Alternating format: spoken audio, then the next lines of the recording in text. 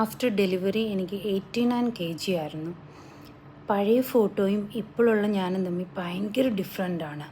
ഇന്ന് ഈ ഫോട്ടോസ് കണ്ടപ്പം എനിക്ക് ഭയങ്കര ഒരു പ്രൗഡ് തോന്നിയ നിമിഷമാണ്. എന്നോട് തന്നെ വെൽഡൻ ലിബി എന്ന് ഞാൻ തന്നെ പറഞ്ഞൊരു നിമിഷം.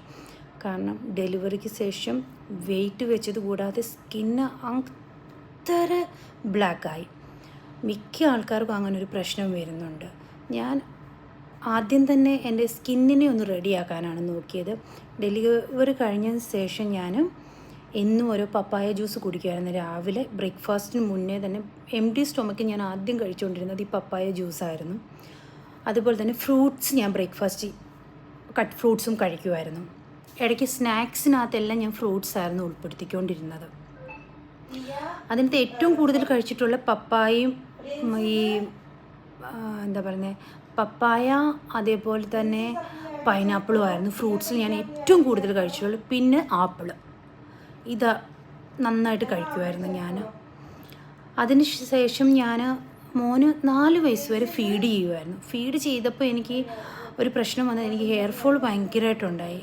ഫീഡിങ് സ്റ്റോപ്പ് ചെയ്തപ്പം ഓട്ടോമാറ്റിക്കായിട്ട് അത് നിന്നു. പിന്നെ മോനൊരു സ്കൂൾ സ്റ്റാർട്ട് ചെയ്തപ്പോഴാണ് ഞാൻ വർക്കൗട്ട് സ്റ്റാർട്ട് ചെയ്തത്. അതുകൂടാതെ തന്നെ ഞാൻ ഡെലിവറി കഴിഞ്ഞ് 30 ഡേയ്സ് കഴിഞ്ഞപ്പോൾ മുതൽ 1 hour ഈവനിങ് നടക്കാൻ പോകുമായിരുന്നു. എല്ലാവരും പറഞ്ഞു സിസേറിയൻ ആയതുകൊണ്ട് ബാക്ക് പെയിനൊക്കെ വരുമെന്ന്. പക്ഷെ ഞാൻ അതൊന്നും നോക്കിയിട്ടില്ല. ഞാൻ എല്ലാ ദിവസവും ഈവനിങ് നടക്കുമായിരുന്നു 1 hour. ഇന്ന് ഈ ഫോട്ടോയൊക്കെ കാണുമ്പോൾ എനിക്ക് ഭയങ്കര ഒരു എന്താ പറയുന്നത് സന്തോഷമാണ് തോന്നുന്നത്.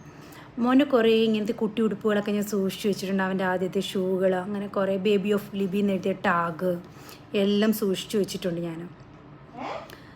എൻ്റെ ഒറ്റൊരു മൈൻഡ് സെറ്റ് കൊണ്ട് മാത്രമാണ് ഞാനിപ്പോൾ ഇങ്ങനെ ഇരിക്കുന്ന ഒരു ലിബിയിലോട്ടുള്ള ചേഞ്ചിന് കാരണം.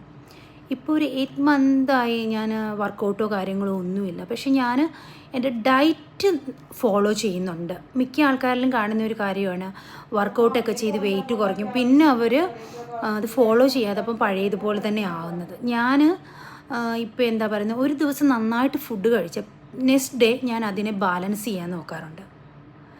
എന്ന് പറഞ്ഞുകൊണ്ട് ഞാൻ എല്ലാം കട്ട് ചെയ്യുക അങ്ങനത്തെ പരിപാടീസ് ഒന്നുമില്ല. എല്ലാം കഴിക്കും. സ്വീറ്റ്സ് ആണെങ്കിലും ബിരിയാണീസ്, എല്ലാ കാര്യങ്ങളും ഞാൻ കഴിക്കും. പക്ഷെ ഞാൻ ബാലൻസ്ഡാണ്.